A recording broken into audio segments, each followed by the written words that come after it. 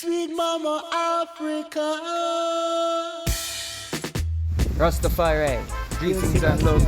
Rastafari, blessed love family.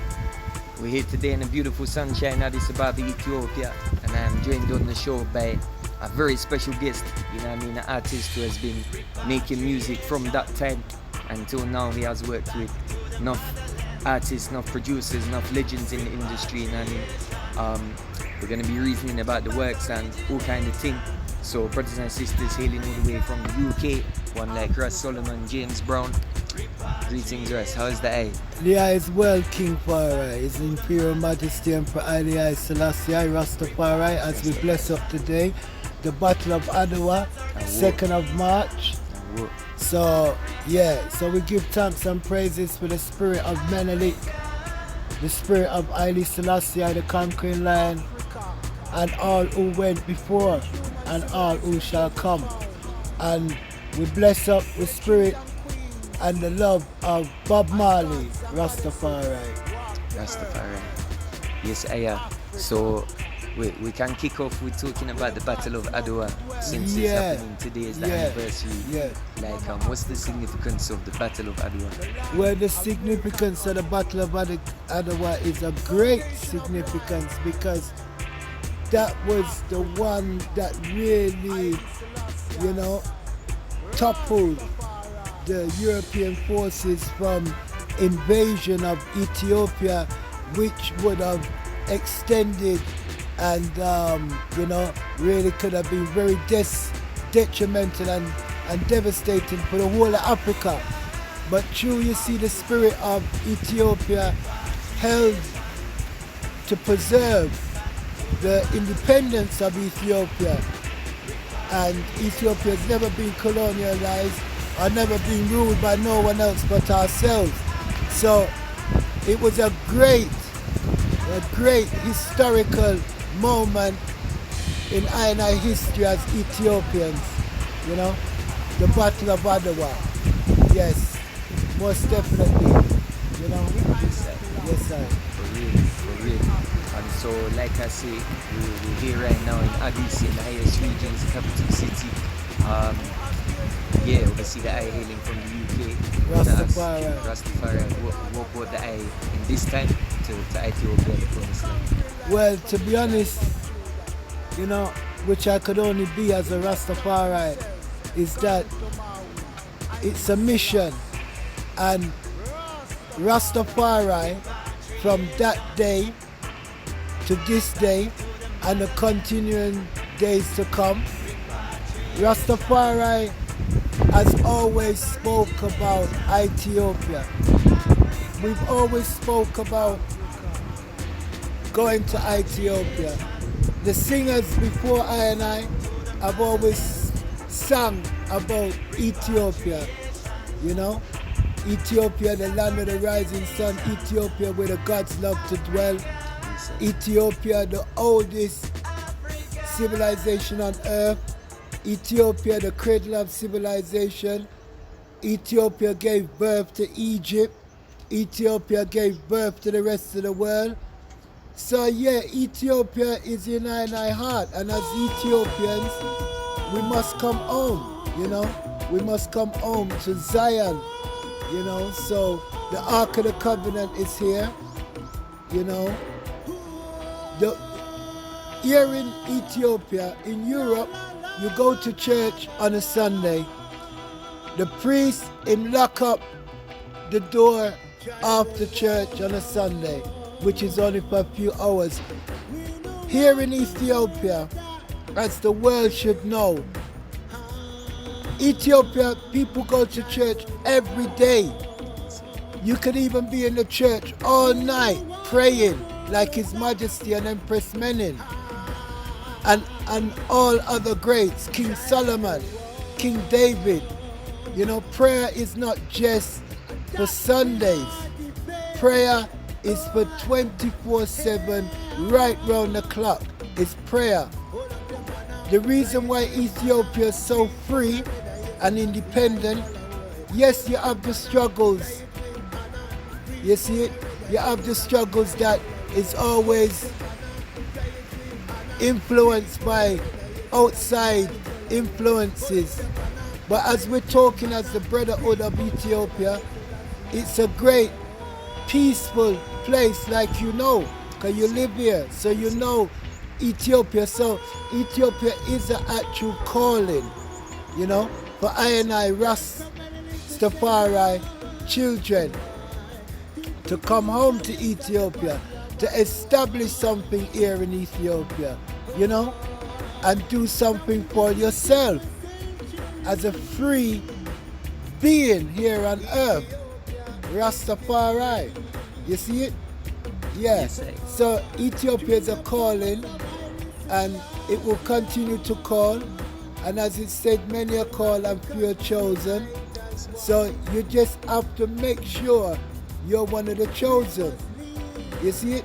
And you can make sure of that by being upright, living upright, treating people upright, and love.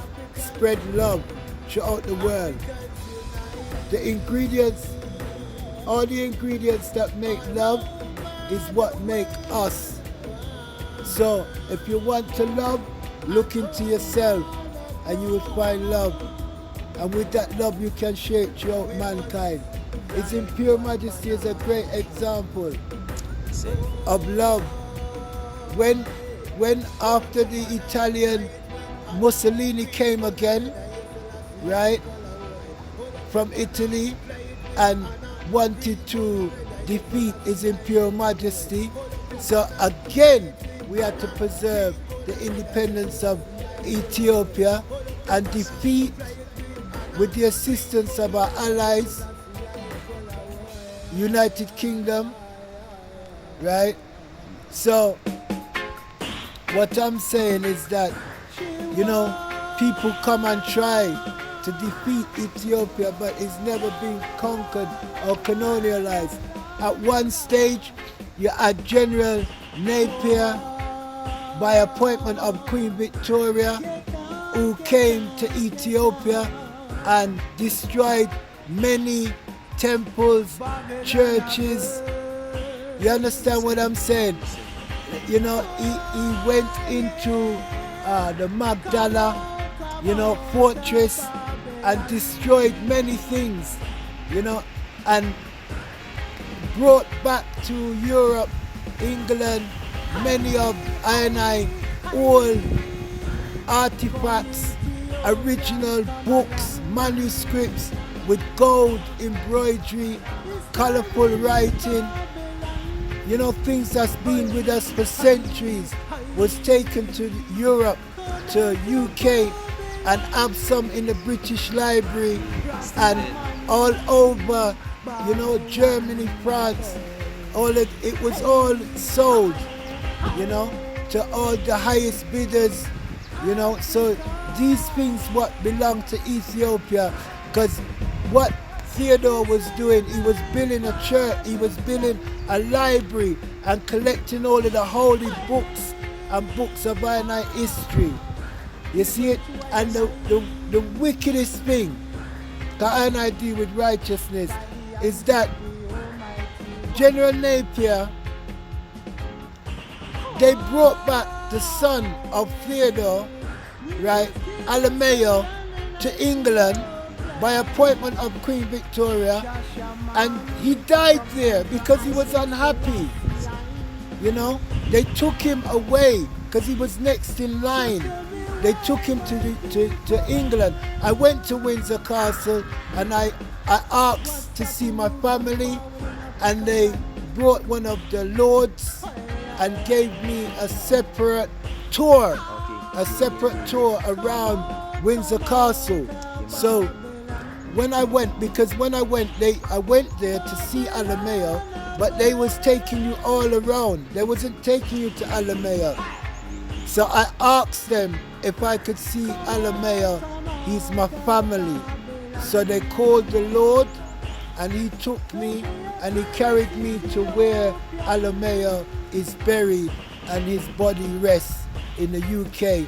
Many a times we have asked for the Maqdala collection artifacts to be brought back to Ethiopia, we've asked for the body of Alameyehu to be brought forward to Ethiopia, and just like other parts of Africa, the reply is that we as Africans cannot look after our own artifacts and our own monuments, things that's been in our culture, in our history since the beginning of time. Because you can still count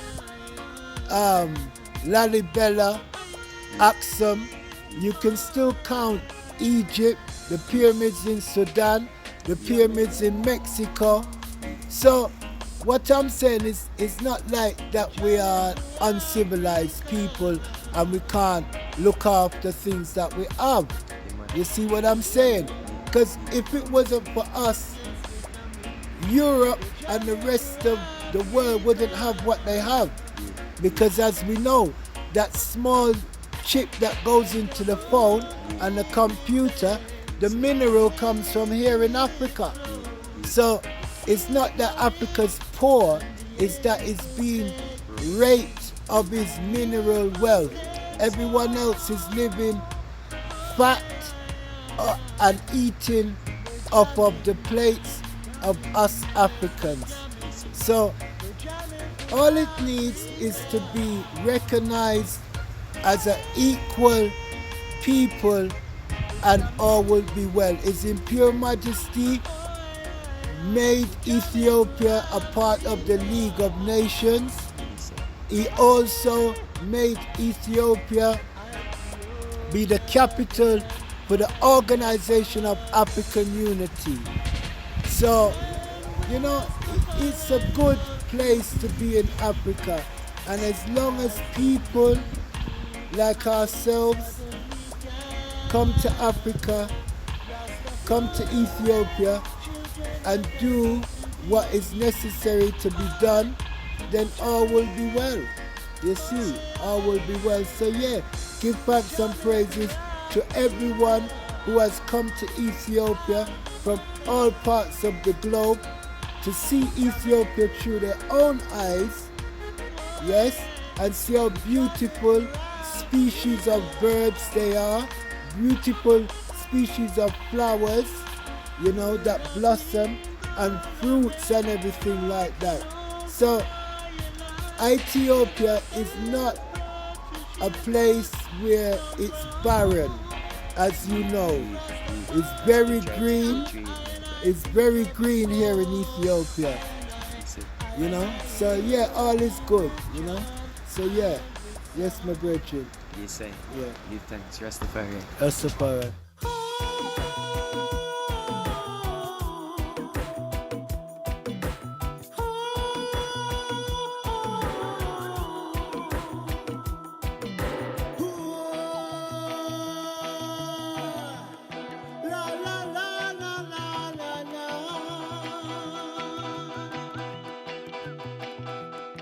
Tribal war.